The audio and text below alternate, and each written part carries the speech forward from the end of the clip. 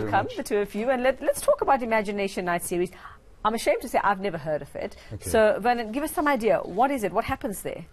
Well, the Imagination Night is an event that happens once a month for each resident hubber, which Ivy is, to showcase their work, have a networking and pitching session, also to possibly invite family, existing customers, possible customers, and us as a Goethe Institute also invite our network. So, showcase their work as in artwork, physical artwork, or talents that Either they have? artwork or their businesses, or pose a question as is animation even relevant for art in Africa, for example. Okay. So it's just to spur on the conversation to take it further on in the networking sessions. Yes. All right, Ivy, tell us what it is that you are showcasing or will be showcasing. Okay, so the name of my business is called Basile Arts and Project. So in my business, we envision a world where we are able to, for people to access art and buy art and collect art. So tonight at the Goethe Institute, what I'll be doing, I'll be having a talk about how to buy art and also buying it from emerging artists. Yeah. Okay, so, I mean, how did it come about that you got involved in something like this? And how do you get your message across to your audiences as well? What do you tell them?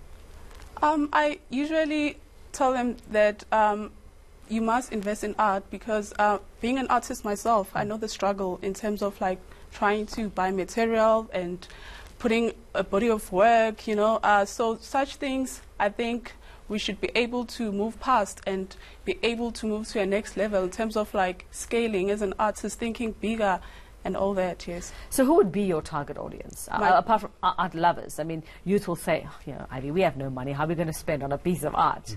So what would be your advice? Usually, my target audience, usually it's like middle-aged Rich people. That is still primarily my target audience, but at the moment I'm currently sourcing out, especially from black people that, you know, have the appetite to collect, to buy, so I'm also empathizing with them to be able to also look in arts and buy arts, yes.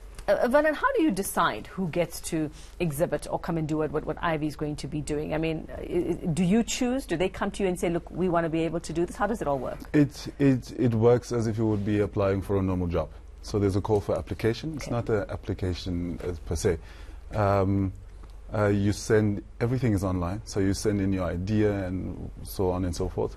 We choose shortlisted candidates, they come in for an interview, and then we have our number X that we decide on who would fit, depending on many different factors, but that's how the process would be.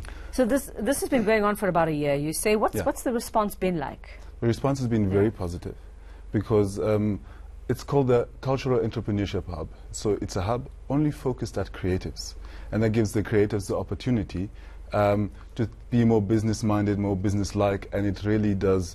I see the fruits in it already, and there's many successes, and yeah, the overall in Africa, I would say, positive responses. Well, I did see a line here, and something about making the invisible visible. I think that was a bit of a catchline. Is that yours, Ivy? Yes, I mean, yeah. it's the title Tell of us about that. the Imagination Night. So what we are doing, myself and Petsuho, because we are collaborating on the Imagination Night, so we are addressing the issue of African Renaissance, and also in doing that we are illuminating already the emerging artists, and to also highlight that African Renaissance is still there and we still need to revive it.